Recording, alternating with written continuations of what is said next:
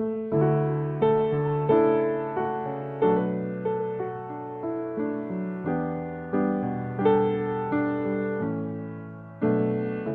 hermanos y hermanas de nuestra comunidad parroquial, un saludo de paz y bien. Hoy en este Domingo del Señor queremos reflexionar junto al pasaje del Evangelio según San Mateo, capítulo 16, versículo 13 al 19. En este encuentro Jesús interroga a sus discípulos sobre su identidad y recibe de Pedro una declaración de fe que marcará el inicio de una gran misión.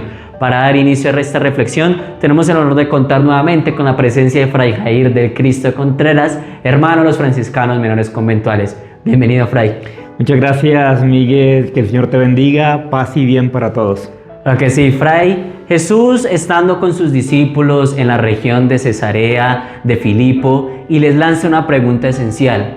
¿Quién dice la gente que es el Hijo del Hombre? ¿Qué importancia tiene lo que es esta pregunta y el contexto del Evangelio?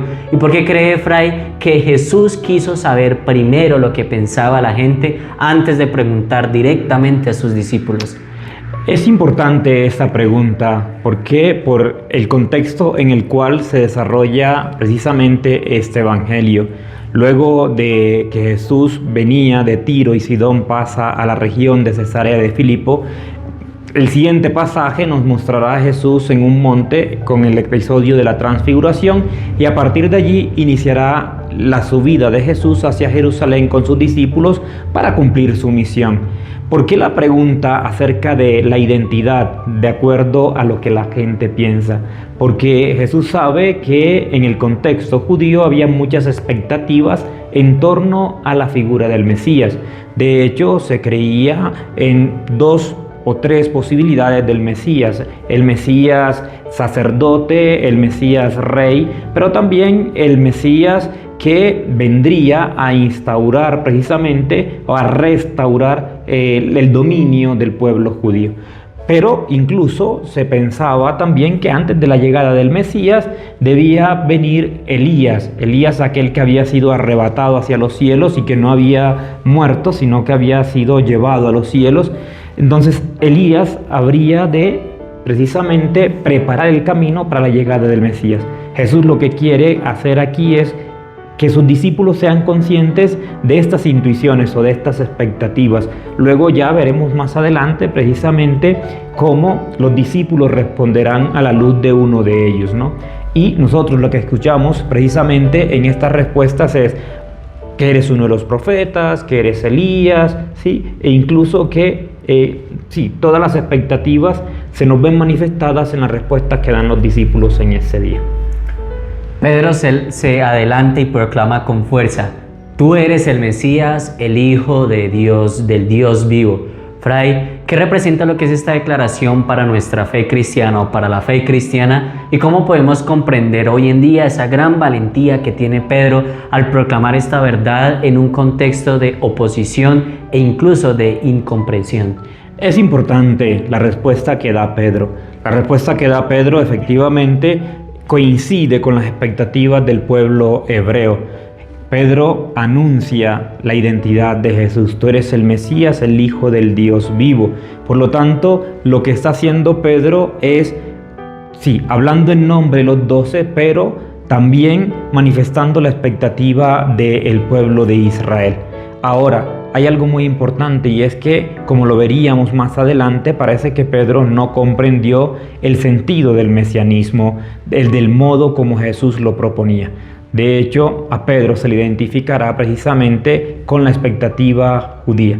Tú hablas de algo muy importante, y es cómo asumir este elemento en nuestro contexto actual, sobre todo donde hay un mundo fraccionado, donde hay un mundo que cada vez tiende más a la polarización, ¿sí? Es importante que nosotros tengamos en cuenta cuál es el tipo de Mesías que nosotros tenemos en mente, y si este mesianismo que nosotros tenemos en mente con relación a Jesús coincide con aquel mesianismo que Jesús nos proponía, que como lo veremos más adelante, si nosotros siguiésemos leyendo el Evangelio, pero lo conocemos, el mesianismo que propone Jesús es un mesianismo donde el amor de Dios ha de reinar, y ante todo donde no hay imposición ni superación por encima de los demás, sino un mesianismo de servicio, de misericordia y siempre, lo insisto, de perdón y ante todo de comunión de vida.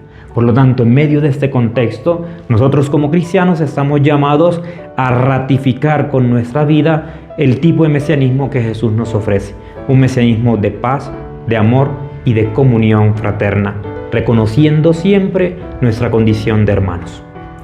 Jesús le responde a Pedro diciendo que no ha sido la carne ni la sangre quien le ha revelado eso, sino el Padre del cielo. Fray, ¿qué nos enseña lo que es en este momento sobre el papel de la revelación de nuestra fe y cómo podemos nosotros estar atentos a la voz de Dios que habla en nuestros corazones? Sí, hace poco, Miguel, nosotros hemos celebrado el domingo de Pentecostés y luego antes de Pentecostés habíamos escuchado también una lectura que nos hablaba del Espíritu. De hecho, durante 3 domingos estuvimos hablando de la acción del Espíritu en medio de los creyentes. Pues la revelación que Jesús presenta hoy a partir de esta respuesta de Pedro es una revelación que se nos sigue donando a nosotros a través de la fuerza del Espíritu. El Espíritu Santo sigue guiándonos a nosotros y nos sigue mostrando el camino que nos conduce precisamente a la contemplación verdadera de nuestro Dios. Por lo tanto, nosotros como cristianos estamos llamados ante todo a permitirle al Espíritu Santo iluminar nuestras mentes de modo que nosotros podamos superar nuestras predisposiciones en torno a nuestro Dios y también nuestras predisposiciones en torno a nuestros hermanos. Es decir, permitir que sea Dios quien ilumine nuestras mentes, nuestros corazones, para que así también nosotros podamos luego manifestarlo con nuestra vida, con gestos concretos en la vida de comunión con nuestros hermanos. Jesús otorga a Pedro un papel fundamental en la construcción de su iglesia. Le entrega las llaves del reino y le da la autoridad. Fray, ¿qué significado tiene este gesto en la historia de la iglesia y cómo podemos comprender esta misión en nuestras vidas de comunidad y de servicio? Miguel, la pregunta que tú haces es interesante acerca de la autoridad y esto del donar las llaves. ¿Por qué es interesante? Porque nosotros tenemos que comprender el sentido de la autoridad. Y eso lo podemos comprender a imagen de lo que Jesús nos enseña en el Evangelio. La autoridad que Jesús nos propone no es una autoridad que se impone, sino es ante todo una autoridad que se funda en el servicio y en la entrega generosa. Lo que Jesús le está pidiendo a Pedro es precisamente que asuma también una actitud de servicio frente a los hermanos. Dentro de la tradición de la iglesia, la figura de Pedro es precisamente la figura de la autoridad, pero una autoridad entendida en este sentido, en el servicio, al ejemplo de Jesús, que con el gesto del lavatorio de los pies nos enseñó que está como aquel que sirve, que ciertamente es el maestro, pero no es un maestro que se impone y no es un maestro que pasa por encima de los demás, sino ante todo un maestro que con la vida enseña y con la vida también se dona para que nosotros podamos de ese modo entregarnos y donarnos. La segunda pregunta que tú nos hacías es ¿cómo podemos comprender esta misión en nuestra vida? Pues frente a esa pregunta la respuesta fundamental es vivir la autoridad también nosotros desde el servicio, en nuestra vida familiar, en nuestra vida social, en nuestra vida eclesial. ¿Sí? Muchas veces pensamos que porque se nos dona, por ejemplo, el servicio de ser catequista, de ser coordinador de un grupo o incluso el servicio de ejercer el ministerio presbiteral o cualquier ministerio dentro de la iglesia, debemos imponernos por encima de los demás. Jesús nos enseña con este gesto, con el gesto del lavatorio de los pies, cuál debe ser la dinámica de la autoridad, que es fundamentalmente la dinámica del servicio y de precisamente estar como los primeros, sobre todo en la actitud de servir y no a la manera del mundo. Fray, esta escena no solo nos habla de Pedro, sino de todos nosotros como piedras vivas en la iglesia. ¿Qué llamado concreto nos hace este Evangelio para fortalecer nuestra unidad como comunidad de fe y ser testigos fieles del reino de Dios en el mundo de hoy? Sí, lo decía hace poco, ¿no? Todos nosotros somos piedras de esta construcción que es la iglesia. Por lo tanto, Como tal, todos nosotros estamos llamados a reproducir en nuestra vida la autoridad entendida como servicio, como entrega generosa. Este aspecto es algo que siempre también sale a relucir en las reflexiones nuestras, y es que nosotros debemos siempre volcarnos hacia el servicio de nuestros hermanos. La verdadera autoridad no es aquella que se impone, sino aquella que sirve, a ejemplo de Jesús en aquel gesto del lavatorio de los pies. Por lo tanto, como piedras vivas, nosotros estamos llamados a reproducir en nuestra vida los gestos de nuestro Maestro. Fray, para cerrar esta reflexión, ¿qué consejos prácticos nos daría para vivir con autenticidad nuestra fe, reconociendo a Jesús como el Hijo de Dios y asumiendo con valentía nuestra vocación de discípulos y constructores del reino de Dios? Primero y fundamental es superar nuestra visión muchas veces sesgada de nuestro Dios.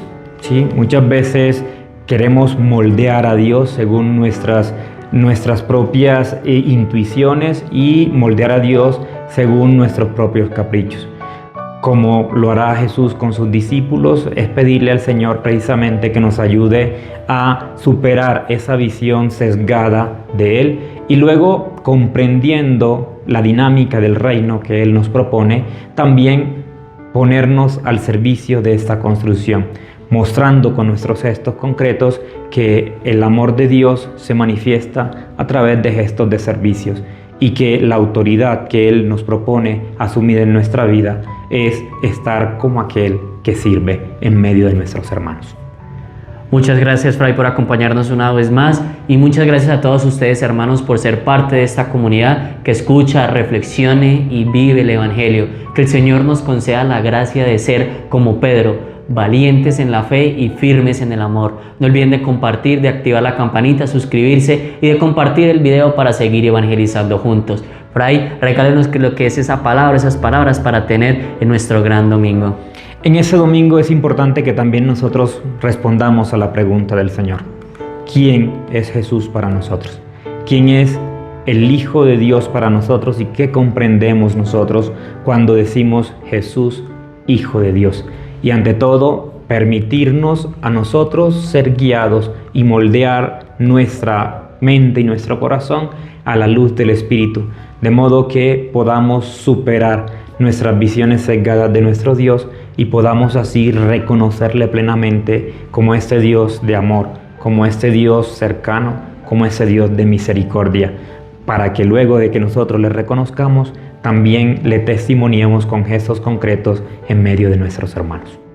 Paz y bien, feliz domingo en el Señor.